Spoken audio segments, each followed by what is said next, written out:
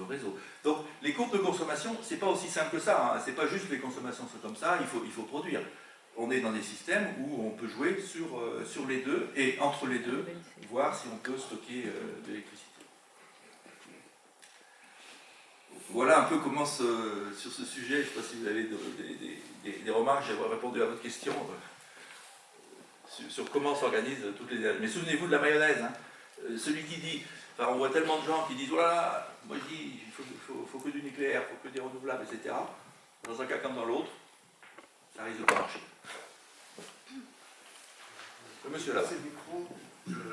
Pardon. Bonjour. J'avais juste une question sur les batteries qui pourraient être une variable d'ajustement, les batteries de voiture. Aujourd'hui, nos équipements pour les charger, est-ce qu'on est capable de brancher une voiture et de remettre l'électricité sur le réseau? Alors, je n'ai pas encore acheté mon véhicule électrique, mais je sais que les options les plus récentes permettent de faire du véhicule tout vide. Mais pas toutes. Et c'est lancé, d'accord. C'est lancé. Mais ça a beaucoup d'avantages, hein, parce que ce qu'on dit aussi, c'est que quand la batterie a fini de faire son office pour le véhicule, elle peut encore fonctionner très longtemps pour le stockage d'électricité ailleurs. Parce qu'on est moins exigeant sur un réseau que dans un véhicule. Pardon. Oui, alors j'avais une question, mais je peux répondre, monsieur, parce que moi j'ai travaillé pour un constructeur encore récemment, et en fait, effectivement, les constructeurs se mettent au véhicule tout gris, véhicule tout haut, véhicule tout plein de choses. Alors ça marche pas forcément toujours, par exemple, ça marche pas sur le courant continu, il faut le faire sur du courant alternatif, c'est pas encore complètement disponible pour les... Enfin, c'est vraiment... Ça arrive, on va dire. C'est du haut de gamme. Tout le monde n'est pas encore prêt. Moi j'avais une question sur le tableau qui était super intéressant, là, qui comparait les qualités des énergies. Il y a, sans vouloir polémiquer, sur pourquoi vous ne parlez pas de la question des déchets nucléaires. On ne le voit pas dans l'aspect environnemental, vous parlez du CO2, mais il y a quand même cette question des déchets qu'on ne peut pas ignorer, enfin, elle est toujours présente dans le débat. Non, mais parce que j'ai voulu être simple. D'accord. C'est pas pour... c'est pour éviter d'avoir un tableau à 15 colonnes, mais oui, tout ça s'analyse de la même manière que construire un parc éolien ou un parc solaire, et c'est soumis à des contraintes environnementales.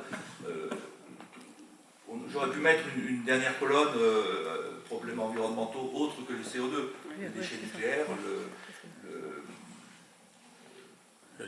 l'effet environnemental d'un parc éolien ou d'un parc solaire. Il n'y a pas de source d'énergie qui soit complètement neutre et vierge du point de vue environnemental. Donc la question, c'est de les minimiser plutôt que de les ignorer. C'était juste... excuse-moi. Non, mais oui, c'était juste pour...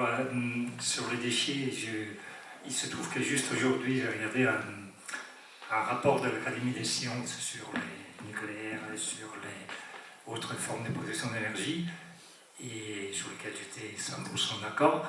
Je dirais que si vous êtes préoccupé de ce qui pourrait advenir d'ici quelques centaines de milliers d'années, voire un million d'années à nos descendants, alors c'est un problème. À l'échelle des plusieurs dizaines de milliers d'années à venir, c'est une hystérisation totalement dépourvue de sens. Bon, après, on peut avoir l'avis qu'on souhaite, mais c'est un problème qui se posera dans des termes très très acceptables pour les civilisations d'ici quelques centaines de milliers d'années. Bon. Jusqu'à là, on est sûr, il n'y a aucun problème sur les déchets nucléaires et sur leur façon de les gérer, de les gérer. Quoi. Ce sera probablement une autre soirée. Vous n'en savez rien! Vous n'en savez rien, monsieur, ce qui va se passer dans 5 millions, même pas dans un siècle! Vous n'en savez rien! Bon, allez, je vais continuer. Bon,